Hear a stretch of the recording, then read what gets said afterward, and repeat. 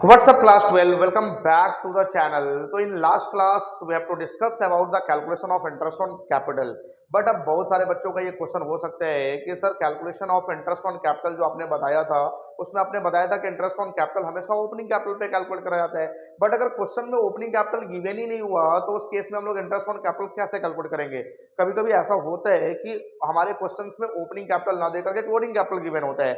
तो अगर closing capital given हुआ तो फिर ओपनिंग कैपिटल कैसे कैलकुलेट करा जाएगा, क्योंकि ओपनिंग कैपिटल के बिना तो इंटरेस्ट ऑन कैपिटल ही नहीं निकलने वाला है। तो इंटरेस्ट ऑन कैपिटल निकालने के लिए मुझे चाहिए ओपनिंग कैपिटल, और अगर ओपनिंग कैपिटल गिवन नहीं है तो हम लोग ओपनिंग कैपिटल कैसे कैलकुलेट करेंगे उसको समझने के लिए चलो विदाउट वेस्टिंग एनी टाइम हम लोग स्टार्ट करते हैं the calculation of interest on capital के साथ। तो हमारा जो टॉपिक है वो इंटरेस्ट ऑन कैपिटल। अब इंटरेस्ट ऑन कैपिटल का बहुत सारा क्वेश्चन हमने प्रीवियस वीडियो में करवाया भी था कि इंटरेस्ट ऑन कैपिटल बेसिकली किस तरीके से कैलकुलेट करा जाता है, लेकिन अब हमने सीखना है कुछ important points about the interest on capital. तो यहाँ पे आप इंटरेस्ट ऑन कैपिटल में सबसे पहले आप नोट में लिखोगे, क्या लिखोगे नोट में, कि interest on capital always provided, interest on capital always provided on opening capital. Interest on capital जो होता है ये हमेशा ओपनिंग कैपिटल पे ही प्रोवाइड करा जाता है। अब ओपनिंग कैपिटल पे क्यों प्रोवाइड करा जाता है ये समझो। सपोज कि ये जो हमारा ईयर है, ये ईयर है हमारा जो 1 अप्रैल के साथ शुरू हुआ है। 1 अप्रैल को ये ईयर हमारा शुरू हुआ है और 31 मार्च को हमारा ईयर एंड हो रहा है। अब इसको आप इस तरीके से समझो कि दो पार्टनर्स हैं और इन दोनों पार्टनर्स ने जो कैपिटल लगाया है ये कैपिटल लगाया है 1 अप्रैल को।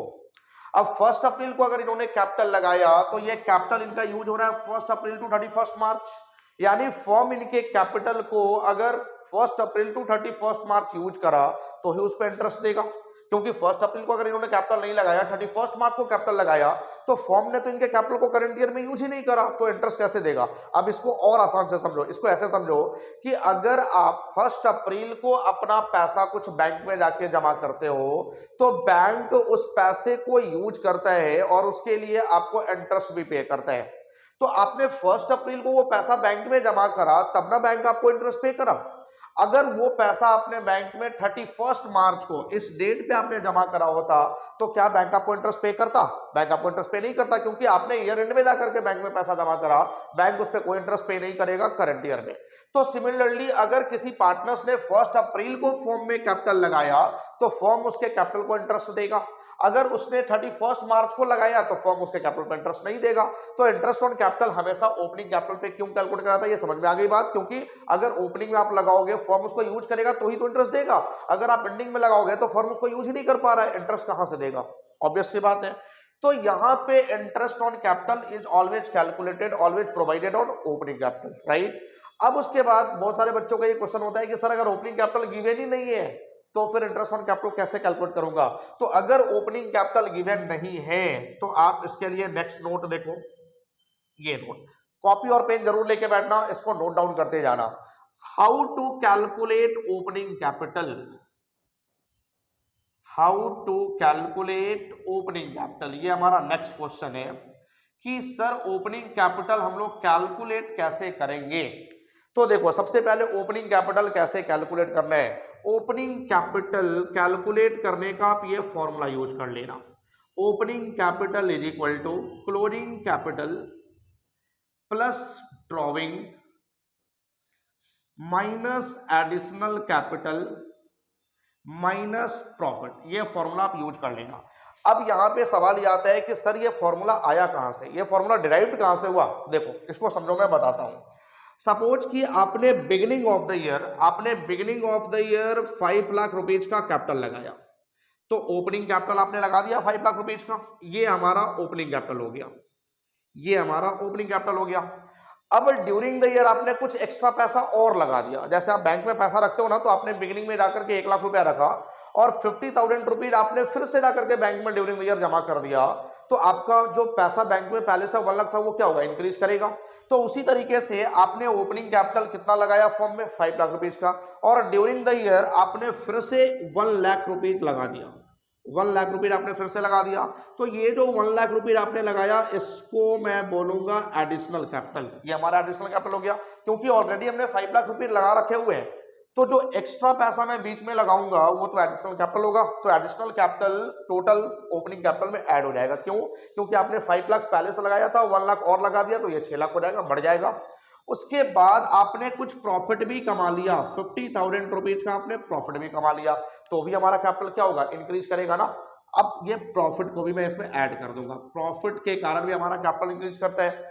और इसमें से आपने 1 लाख रुपीज अपने घर के लिए निकाल लिया, आप 1 लाख रुपए निकाल के अपने घर लेके चले गए, तो हमारा जो कैपिटल है वो क्या होगा?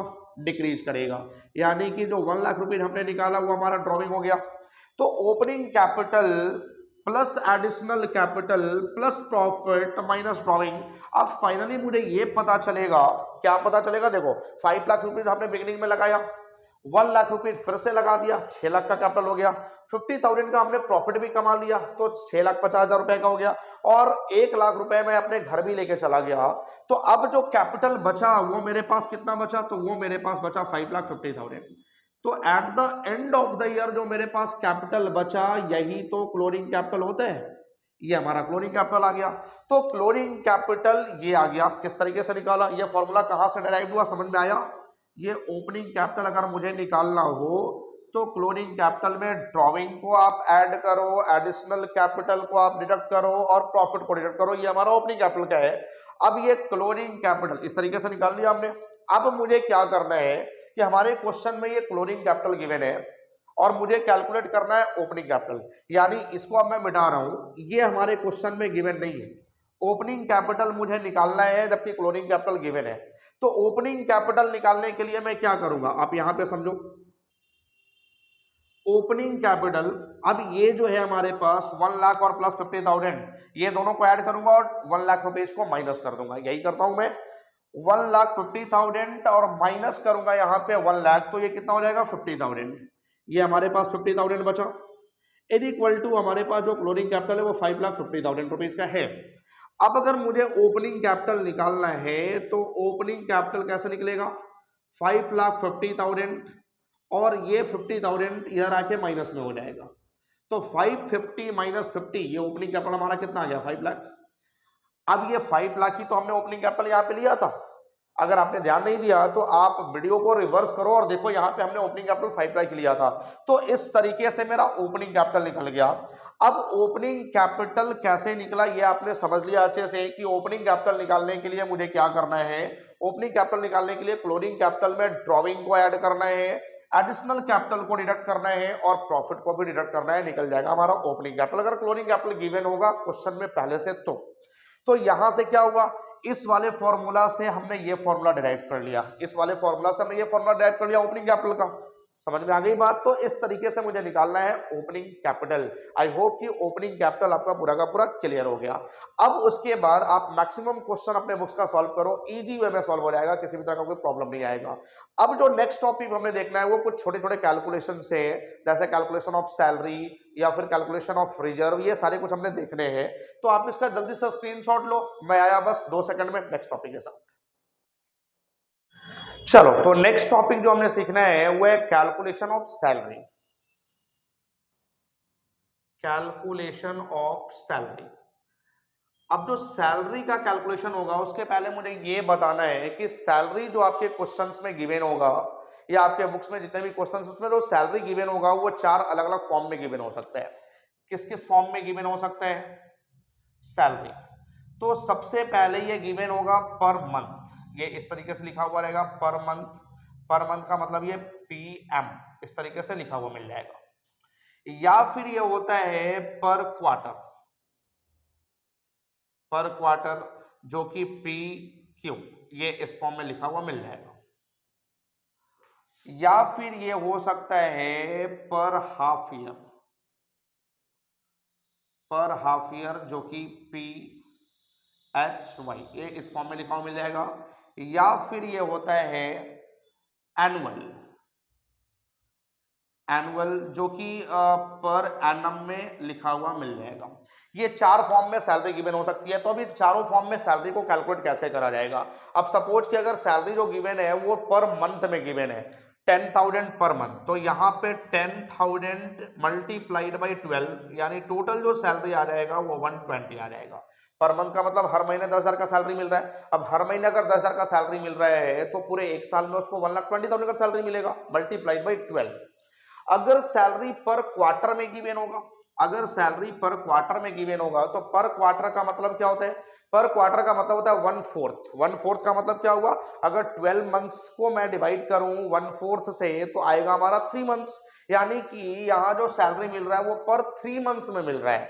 तो सपोज कि अगर 10,000 पर क्वार्टर मिल रहा है तो 10,000 मल्टीप्लाइड बाई 4, क्योंकि 1/4 हमने आपको बताया अभी, सॉरी 1/4 का मतलब होता है कि बेसिकली 4 क्वार्टर्स होते हैं पूरे ईयर में। 3 मंथ्स का एक क्वार्टर होगा ना, तो 3 3 3 और 3 यानी कि टोटल 12 मंथ्स के लिए टोटल 4 क्वार्टर्स इंक्लूड करने होंगे। तो 10,000 इंटू 4 यानी इसका भी सैलरी क्या आ जाएगा, सॉरी इसका जो सैलरी आएगा वो आ जाएगा 40,000। 10,000 इंटू 4 यानी 40,000 का सैलरी। अगर पर क्वार्टर में होगा तो आप सीधा 4 से मल्टीप्लाई कर लोगे, राइट। उसके बाद आता है पर हाफ ईयर। पर हाफ ईयर का मतलब क्या हुआ, 6 मंथ्स, और 6 मंथ्स यानी कि पूरे ईयर में उसको 2 बार सैलरी मिलने हैं, एक 6 मंथ्स कंप्लीट होने के बाद, दूसरा 6 मंथ्स कंप्लीट होने के बाद। तो अगर 10,000 पर हाफ ईयर इसका सैलरी होगा तो 10,000 इंटू 2 यानी जो इसका सैलरी आ जाएगा वो कितना आ जाएगा 20,000 का। और एनुअल का मतलब क्या होता है, एनुअल का मतलब होता है ईयरली, यानी कि पूरे एक ईयर में उसको सैलरी मिल रहा है। अब सपोज कि अगर 10,000 ईयरली होगा तो इसका सैलरी 10,000 ही हो जाएगा, पर ईयर है 10,000। तो इस तरीके से सैलरी 4 अलग अलग फॉर्म में हो सकता है, पर मंथ, पर क्वार्टर, पर हाफ ईयर और एनुअल। तो आप इस तरीके से इसको कैलकुलेट करके चलोगे, कैलकुलेशन ऑफ सैलरी को। अब उसके बाद जो नेक्स्ट कैलकुलेशन है ये है हमारा calculation of reserve. Calculation of reserve. अब ये रिजर्व को मैं कैसे कैलकुलेट करूंगा, तो देखो रिजर्व में दो चीजें होती है। रिजर्व में क्या दो चीजें होती हैं, एक ये बोलेगा 10% या इस फॉर्म में ये बोलेगा create reserve 10% of net profit, net profit का 10%, या फिर ये बोलेगा create reserve 10% of divisible profit, 10% of net profit या फिर 10% ऑफ डिविजिबल प्रॉफिट। अब इसको समझो, अगर नेट प्रॉफिट का 10% कैलकुलेट करने बोले तो मैं कैसे कैलकुलेट करूंगा, और अगर डिविजिबल प्रॉफिट का 10% कैलकुलेट करने बोले तो मैं कैसे कैलकुलेट करूंगा, इसको समझना है। देखो सबसे पहले आप बनाते हो P&L अकाउंट, ये हमारा P&L अकाउंट होता है, और उसके बाद P&L के बाद जो एक्सटेंशन होता है P&L का, P&L एप्रोप्रिएशन अकाउंट, ये हमारा P&L एप्रोप्रिएशन अकाउंट हो जाता है, राइट। अब उसके बाद जितने भी प्रॉफिट्स होते हैं जो P&L अकाउंट से फॉरवर्डेड होते हैं वो प्रॉफिट्स को हम लोग यहाँ क्रेडिट में रिकॉर्ड कर लेते हैं। सपोज कि हमारे पास जो प्रॉफिट था वो 5 लाख रुपीज का था। उसके बाद आप डेबिट में इंटरेस्ट ऑन कैपिटल IOC देते हो। सपोज कि IOC जो हमारा था 1 लाख रुपीज का था, और उसके बाद आप इस पर सैलरी वगैरह भी दे देते हो पार्टनर्स को। सैलरी सपोज कि हमने 50,000 रुपीज का पे करा है। उसके बाद ये बोला कि जो रिजर्व क्रिएट करना है वो 10% क्रिएट करना है नेट प्रॉफिट का। तो जो मेरा नेट प्रॉफिट था वो कितना था, नेट प्रॉफिट 5 लाख था। Before allowing interest on capital और सैलरी जो प्रॉफिट्स होता है वही हमारा नेट प्रॉफिट होता है। तो यहां पे अगर मैं रिजर्व क्रिएट करूं तो नेट प्रॉफिट 5 लाख, 5 लाख का 10% यानी जो रिजर्व मेरा क्रिएट होगा वो 50,000 का क्रिएट हो जाएगा। इसके बाद मैं यहां से प्रॉफिट निकालूंगा, तो टोटल 5 लाख रुपीज हमारे प्रॉफिट से, उसमें हमने इंटरेस्ट ऑन कैपिटल पे करा, सैलरी पे करा और रिजर्व क्रिएट कर लिया। तो अब जो हमारे प्रॉफिट बचे वो 3 लाख रुपीज के बचे। तो ये हमारा प्रॉफिट हो जाएगा जो पार्टनर्स के बीच डिस्ट्रीब्यूट करा जाएगा इन एग्रीगेट रेशियो। तो ये हो गया 10% ऑफ नेट प्रॉफिट। अब अगर क्वेश्चन ये बोले कि 10% रिजर्व क्रिएट करना है डिविजिबल प्रॉफिट का, तो वो आप कैसे कैलकुलेट करोगे। अब देखो ये P&L appropriation account, P&L appropriation account, ये हमारा हो गया। सबसे पहले मैं क्रेडिट में दिखाता हूं बाई P&L, यानी जो भी हमारा प्रॉफिट है। सपोज कि हमारा जो प्रॉफिट था वो 5 लाख रुपीज का ही था। उसके बाद हमने इंटरेस्ट ऑन कैपिटल भी दिया पार्टनर्स को 1 लाख रुपीज का, और हमने सैलरी भी पेड किया पार्टनर्स को 50,000 रुपीज का। अब उसके बाद जो रिजर्व मुझे क्रिएट करना है 10%, वो डिविजिबल प्रॉफिट का। तो डिविजिबल प्रॉफिट कैसे निकलता है? जो टोटल नेट प्रॉफिट हमारे पास है उसमें से इंटरेस्ट ऑन कैपिटल और सैलरी, ये दोनों का अमाउंट को रिड्यूस कर देने के बाद डिविजिबल प्रॉफिट आता है, जो पार्टनर्स के बीच डिस्ट्रीब्यूट होता है। तो 5 लाख रुपीज का हमारा टोटल प्रॉफिट था, जिसमें 1 लाख रुपीज का हमने आईओसी पे करा और 50,000 रुपीज का हमने सैलरी पे कर दिया। तो 5 लाख में से आप 1,50,000 को रिड्यूस करोगे तो 3,50,000 बचेगा। तो ये जो 3,50,000 है यही हमारा डिविजिबल प्रॉफिट है, जो पार्टनर्स के बीच डिस्ट्रीब्यूट करना है, और इसी डिविजिबल प्रॉफिट का मुझे रिजर्व क्रिएट करना है 10%। तो डिविजिबल प्रॉफिट मेरा कितना आया? डिविजिबल प्रॉफिट आया 3,50,000। तो 3,50,000 का 10% यानी 35,000 का मैं रिजर्व क्रिएट कर लूंगा। अब उसके बाद मैं डिविजिबल प्रॉफिट निकालूंगा जो फाइनली पार्टनर्स के बीच बंटना है। तो टोटल हमारा जो प्रॉफिट था वो 5 लाख का था, बट उसमें हमने आईओसी पे करा 1 लाख, 50,000 हमने पार्टनर्स को सैलरी भी पे करा, और 35,000 का हमने रिजर्व भी क्रिएट कर लिया। तो ओवरऑल जो हमारे पास प्रॉफिट बचेगा जो पार्टनर्स के बीच डिस्ट्रीब्यूट होगा वो कितना बचेगा? 5 lakh minus 1 lakh minus 50,000 minus 35,000। तो 5 लाख में से अगर आप इन तीनों को रिड्यूस करते हो तो वो आपका बचेगा 3,15,000। तो ये जो 3,15,000 आया यही हमारा डिविजिबल प्रॉफिट हो जाएगा, जो फाइनली पार्टनर्स के बीच डिस्ट्रीब्यूट होगा।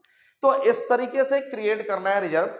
अगर 10% नेट प्रॉफिट का बोले तो आप सीधा 5 लाख रुपीज का 10% कैलकुलेट कर लोगे, और अगर 10% डिविजिबल प्रॉफिट का बोले तो नेट प्रॉफिट में से आप interest on capital, salary, bonus जो भी आपने पे करा है उसको आप रिड्यूस कर लोगे, जो बचेगा उसका 10% कैलकुलेट कर लोगे। तो ये कुछ छोटे छोटे पार्ट्स थे जो कंप्लीट P&L एप्रोप्रिएशन बनाने में आपका हेल्प करने वाले हैं। तो आप इन छोटे छोटे पार्ट को अच्छे से कवर करना, और इनसे रिलेटेड आपके बुक्स में जो भी क्वेश्चन है, आपके पास जिस राइटर का भी बुक है, आपके पास जो भी क्वेश्चन होंगे उस बुक में कैलकुलेशन ऑफ सैलरी से रिलेटेड, आईओसी से रिलेटेड, और उसके साथ साथ ये रिजर्व से रिलेटेड आप सारे क्वेश्चंस को कर लेना। अगर किसी भी क्वेश्चन में कोई डाउट हो तो आप कमेंट सेक्शन में मैसेज करना, मैं अगले क्लास में उस पर डिस्कस कर लूंगा। तो ये आई होप कि आपको सारा कुछ समझ में आ गया। आईओसी आपने निकालने सीख लिया, आपने सैलरी का कैलकुलेशन करने सीख लिया, और आपने रिजर्व का कैलकुलेशन करना भी सीख लिया। अब मैं नेक्स्ट क्लास में आपको कराने वाला हूं काफी इंपॉर्टेंट टॉपिक, जो कि है इंटरेस्ट ऑन ड्राइंग। तो इंटरेस्ट ऑन ड्राइंग पे ही पूरा का पूरा वीडियो होने वाला है नेक्स्ट क्लास का। तो आप इसका करो, किसी भी तरह का कोई प्रॉब्लम है डाउट सेक्शन में मैसेज करो, आपके डाउट को इमीडिएटली क्लियर करा जाएगा। Thank you.